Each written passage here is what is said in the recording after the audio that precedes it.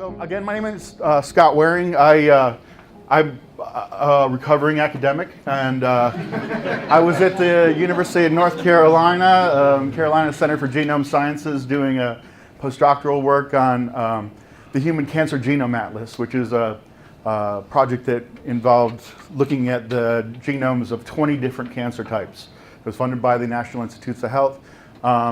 And it also allowed me to get introduced to another gentleman by the name of Reggie Godino, who's I guess he's the president of Steep Hill Labs now. At the time he was the director of science. But he's a geneticist and also an attorney.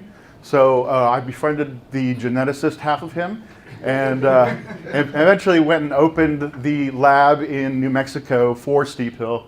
And that's kind of where my foray into cannabis actually started. From there, I went on and helped a couple other labs in Mexico, and some extraction is the other half of, or the other third of what I do. Helped tweak some extraction protocols and increase sanitation, a lot of the things that we want to see happen when we're coming out of a black market to a gray market to a white market. So the title here is Comparing Apples to Cannabis. It's a play on apples and oranges, but I actually chose peppers in the end. But I'm going to try and relate this to you. And here we go. So as we've heard, and as you probably all know, Cannabis sativa is a plant that's Asian in origin. The taxonomy is one thing that people tend to go back and forth about, depending on who you talk about. You know, we have the three main varieties that people generally think about: Cannabis sativa variety indica, and Cannabis ruderalis.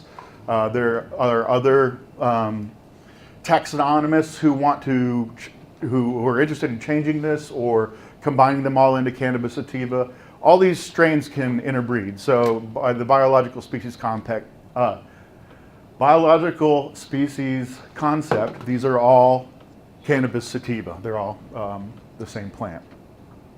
Obviously, we know that there are varieties of this plant that are better for some things than others.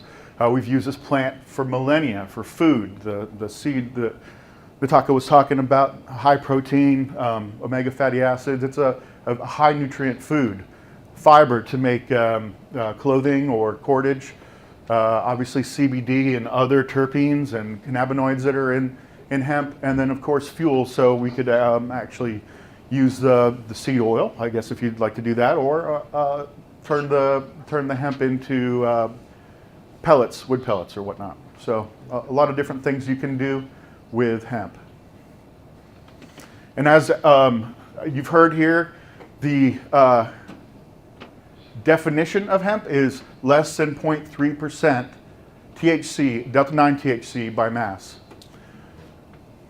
And it's a relatively arbitrary designation. And so this, you know, Nataka showed the circle. This plant is a spectrum. It's not really a hemp medical marijuana. It's a big pie that has lots of chunky bits in it. So looking at the cannabis, we have been using it for fiber production. We've talked about that some today. Nataka talked about the seed nutritional content, and we're also interested in phytochemicals, particularly cannabinoids, terpenes, and flavonoids. And all plants, of course, are natural chemical production machines. It just so happens that we haven't had access to this one for a long time, and we're finding out some phenomenal things about it. The ratio of cannabinoids are determined primarily by the enzymes. The genes select for these enzymes. The enzymes turn the fatty acids into different molecules, and so when you have a ratio of CBD to THC, it's generally locked in. So you might have higher, you know, as the plant grows, higher levels of CBD, but it'll be in a similar ratio to THC.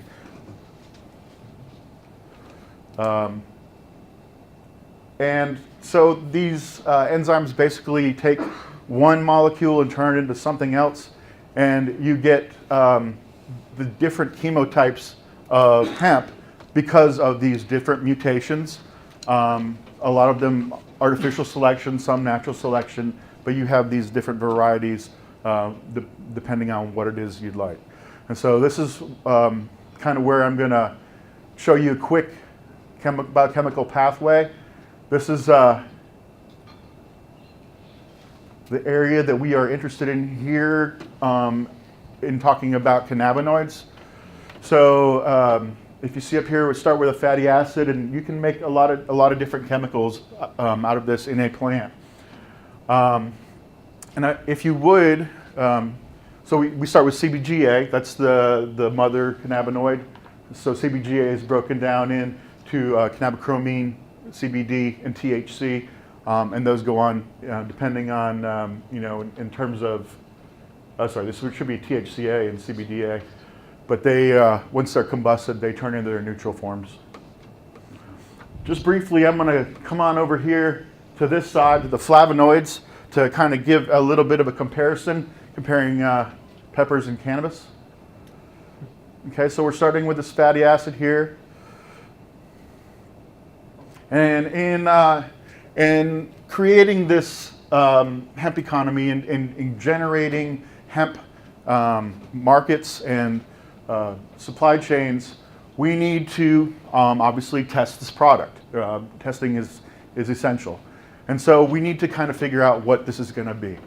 What is an appropriate model for testing for potency and for safety? And one obvious thing to do is look at other agricultural commodities. So you're looking at other things, other foods. Obviously, one big difference is that a lot of the cannabis may be combusted.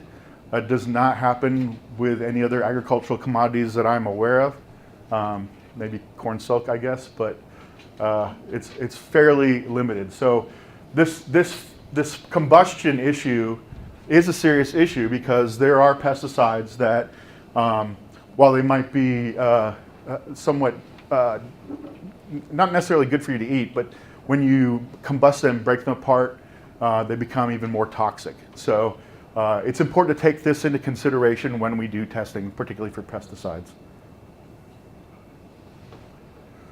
So what our goal is going to be in doing this testing, first off, is to look at the phytomolecule composition. So basically what is in this plant. And in this case, we're going to talk about peppers real quick. But then we also want to screen for safety, look for microbes, we'll look for contamination by metals, by pesticides. So capsaicinoids are the very spicy things in peppers that it makes it one of my, probably my second favorite plant, really. It's delicious. But the way it's reported is in Scoville units. So we have bell peppers, which are effectively these mutants that do not produce capsaicinoids, and anybody can pretty much eat them. But as you go up in the Scoville scale, you get these other peppers that produce more of these capsaicinoids, pretty much like your cannabis. It produces more THC, more CBD, and then there's also a bunch of flavonoids and terpenes that are involved in fragrance and appearance. But it's kind of I think peppers are a good baseline on which to compare things. Whoops, because you can grow peppers and make a living, but it's also kind of a interesting thought experiment to think about how we break down these different commodities and what we value in them, and then what we measure and how we measure it, and then what exactly do we ignore.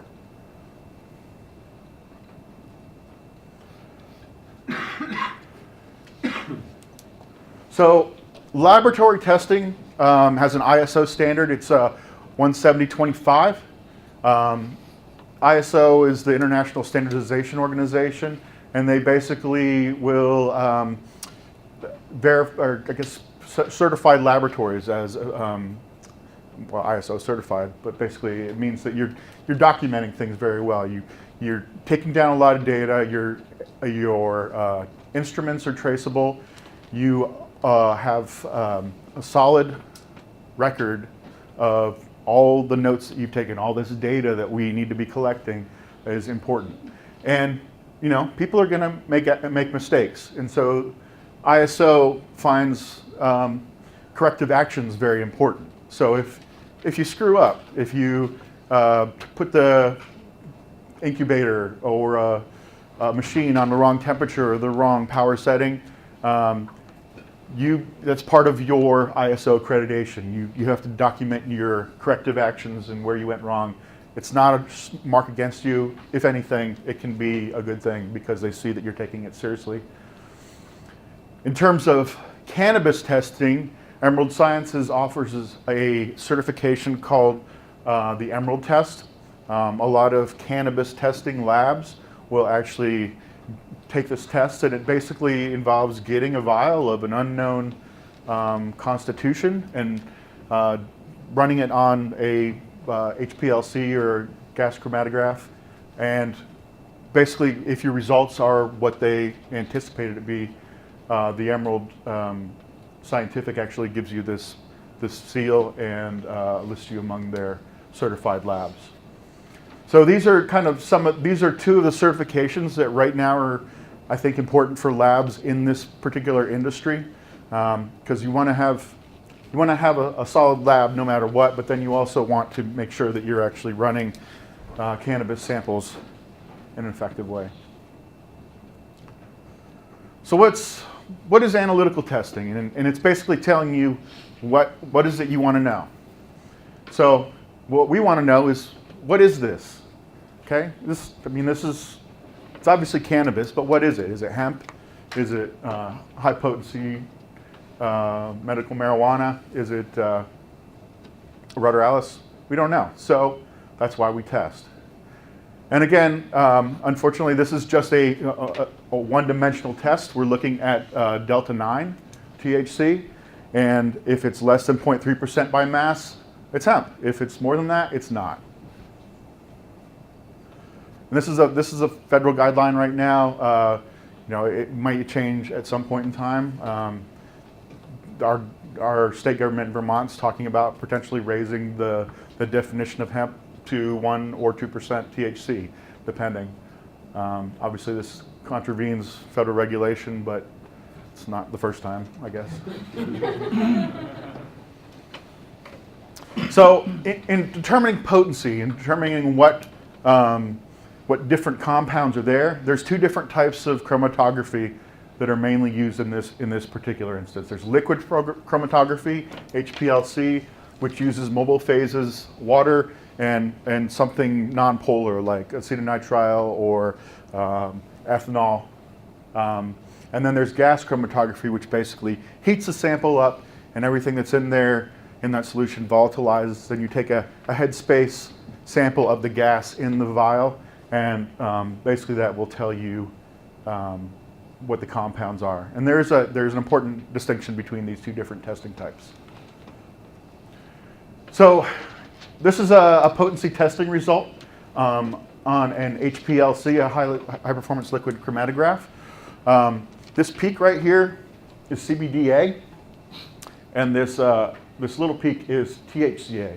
So in the plant, it's THCA. The acid forms exist in the plant. So this is obviously a non-decarbed, fresh plant material. And in most of the testing, even though there's well over 100 different cannabinoids, we tend to look at maybe 7 to 11 of them, the dominant cannabinoids in medical cannabis at least. And as we learn more about cannabinoids and hemp and the genotypes that are out there, I imagine we'll expand that. But for each one of these things that we test, we have to have a standard. So we buy from Cerilliant standards of delta 9 THC in methanol and CBDA in methanol, and we use that to calibrate our liquid chromatograph.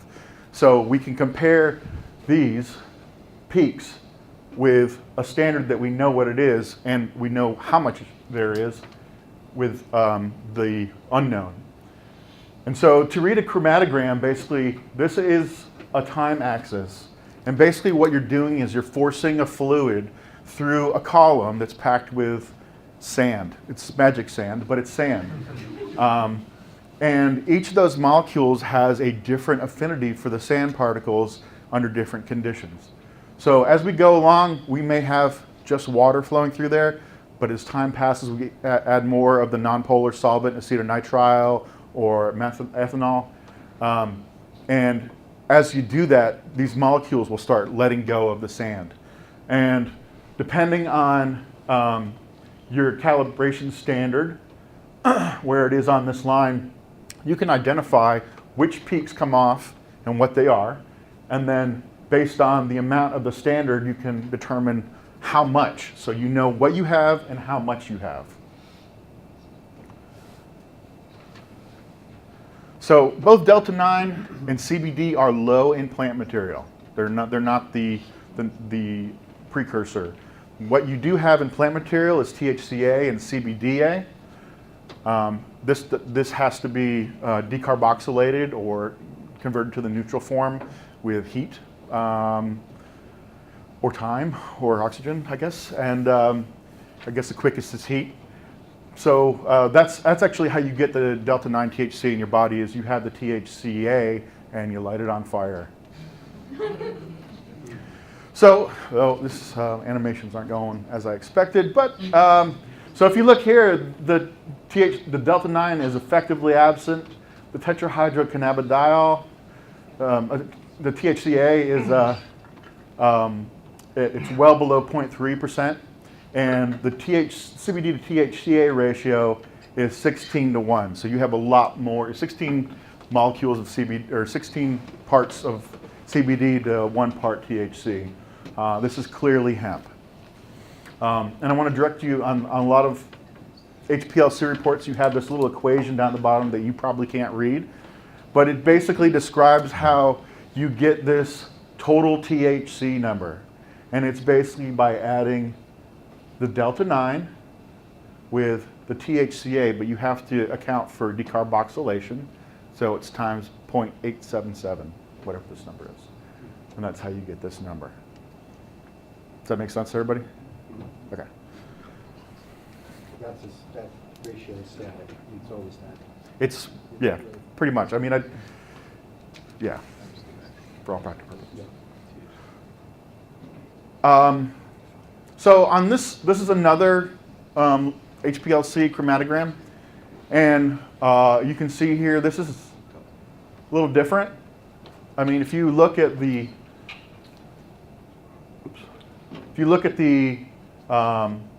delta-9, it's below 0.3% THC, right? That is the definition of hemp. So, is this hemp? According to the definition, yes. According to the definition. You know, I'm not an attorney.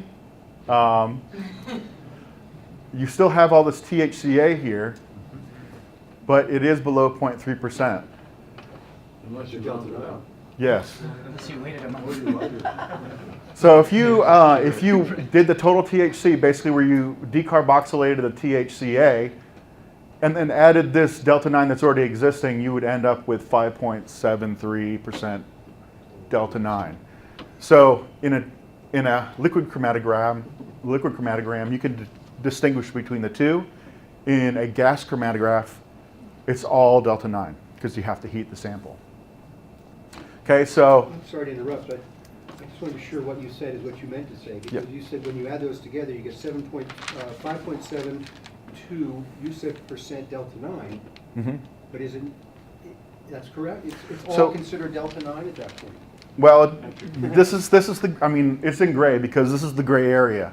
So this depends on who you talk to, who your attorney is, who your friends are, all that sort of thing. So you can argue that this is hemp, and technically you're not wrong, but if you tried to do that in a court of law and they tested things with a gas chromatogram, it doesn't really pan out for you. So this is the gray area, and that probably needs to be addressed in much greater detail. So I would say this is not hemp. If my clients, for their protection, I would tell them that this was hot. This is not something you want to deal with, period. So one could argue that because of that one line item, it's okay, but it could be converted either by temperature or enzyme to actually be very high THC? Yeah, that's all you do is just heat it up. Is this the reason why you can't necessarily just have stalks go everywhere afterwards? Like that? I'm not sure. I'm not sure if that's has anything to do with anything other than control. Just out of curiosity, I Yeah. mean, this is kind of an interesting point because a lot of the farmers, and what I'm hearing is they'll come out 4 weeks before harvest, they'll test your crop, they'll tell you it's a legal hemp crop, and then the THC creep happens. And then is it not? Well, because the government said it was a legal product to sell, but then is it a legal product to sell? When you get to market. So, ultimately, like, that's a very interesting situation. And in this one particularly, it has nothing but THC, at least seen on your Yeah, test. it's So, medical marijuana. You know what I mean? So it's yeah. really interesting. But it's an interesting, just kind of an interesting situation, knowing that this meets a definition of hemp, but it's not actually hemp Exactly. to us. Yeah. Anyway, it does present some interesting conundra, and one that some people are ignoring and some people are heeding. So, I guess everybody does it their own way. So, but even if you have, it's basically if they do a GC test, which I'm pretty sure that's what they would do, it would actually show up as Delta 9. Well, So- with that particular profile and with individuals, how would you measure the interaction between this particular profile and humans? I could not tell you that. That's work that needs to be done. What I'm doing here is just telling you how to analyze the chemical components of the plant, but how they interact with human physiology is something that we're still learning about. You obviously. But there is the feasibility to run those kinds of models, or Oh yeah, absolutely. It's just a matter of have to somebody work it. sinking Yeah. money into it and then doing it. Yeah, there's a lot of things that we should be doing. Obviously, I think you've heard some examples here. It's just that people are timid. They don't want to give her money. There's, it's kind of a gamble still. Yeah, I'm thinking about GW pharmacy, right? They do something and create a synthetic and do it for epilepsy. hmm I don't have deep pockets like that, and I imagine you don't either. But that's kind of, unfortunately, that's the way it is. And there are a lot of people here who are looking at holistic medicines, looking at whole plant hemp oils, and I wholeheartedly support that. And before the chemical revolution after World War II, it was botanicals. Everything was botanicals. You take this plant or that plant for your illness. So. Yeah, I don't know. It's something that we have to figure out again, and we're doing it here. This is a gas chromatogram. So these are 5 different chemotypes of cannabis. You can see that the peaks on here. There's CBD and THC. There's a CBG peak here. That's a high CBG plant that has mutations that don't allow for the conversion of CBG. And this is a silent, basically mutations that keep it from expressing any cannabinoids. But this gas chromatogram looks a lot like a liquid chromatogram. It is. It's just that the difference is that we only look at the only neutrals. So we can't test for THCA or CBDA or CBGA. Just these. And so when you do run a gas chromatogram, you will get a delta 9 of whatever all is in there. Also, one of the other important things are terpenes, obviously. Terpenes are highly therapeutic. They are strain specific in a lot of times in their ratios. And you can actually identify, as long as you have the standards, you can identify the different terpenes.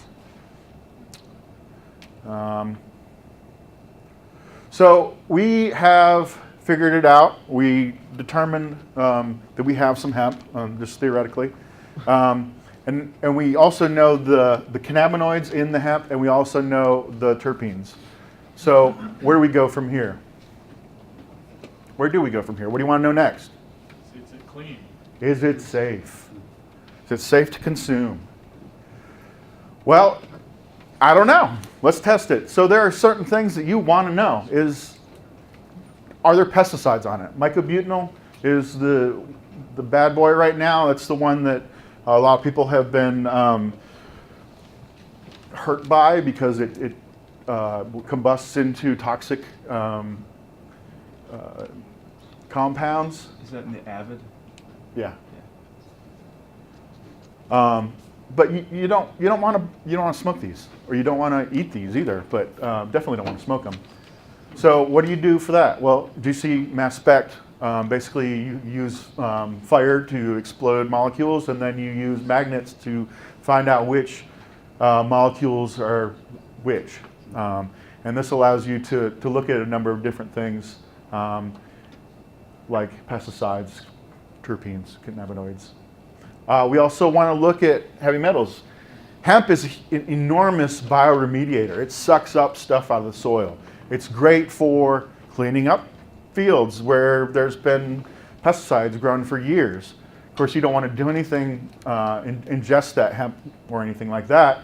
But we're trying to work on some projects where we're looking at remediating sites in Vermont from potential or from actual pollutants.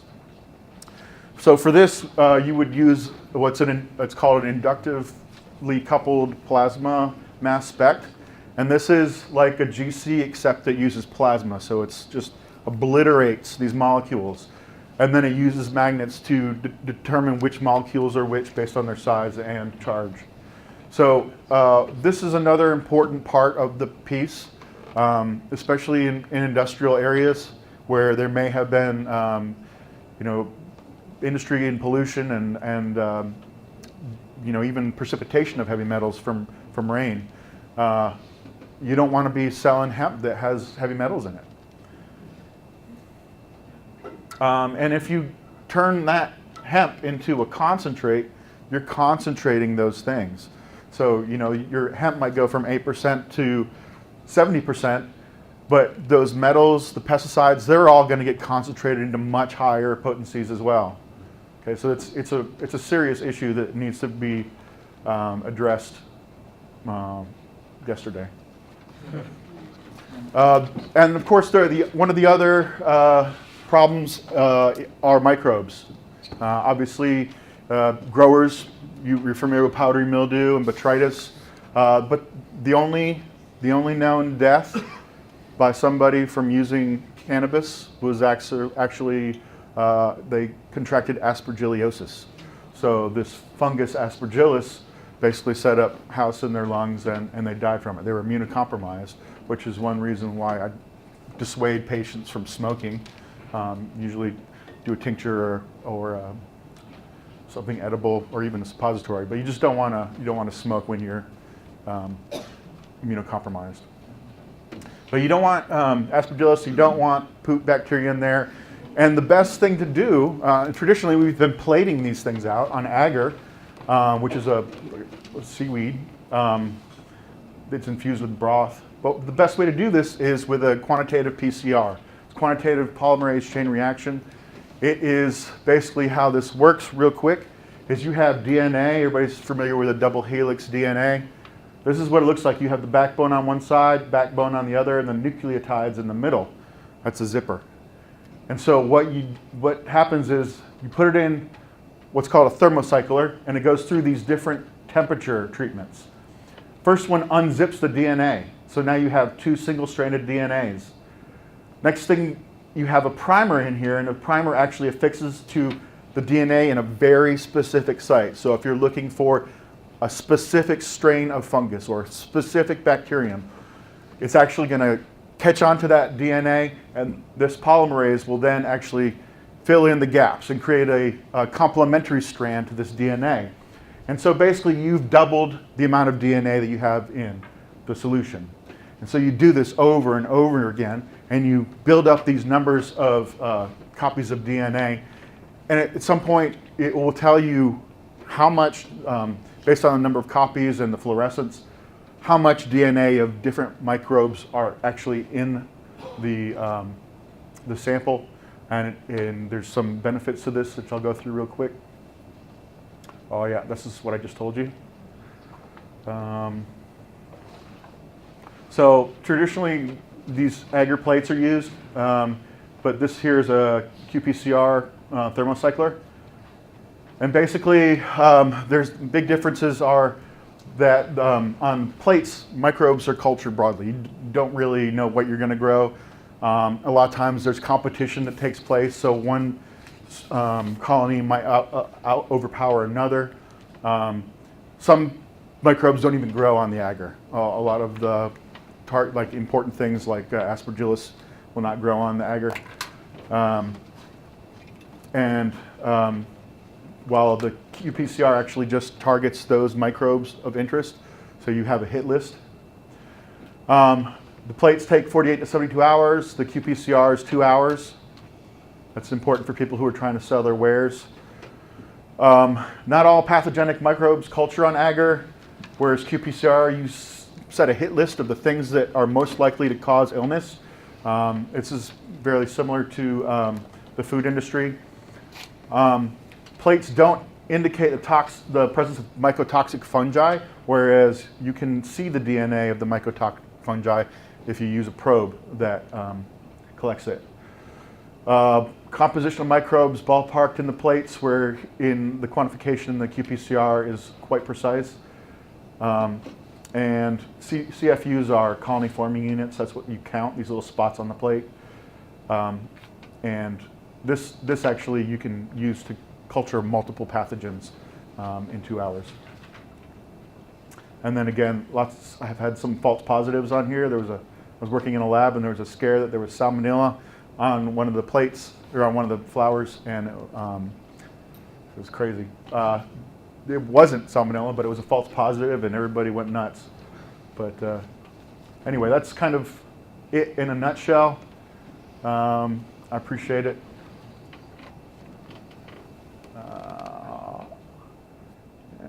Thank you.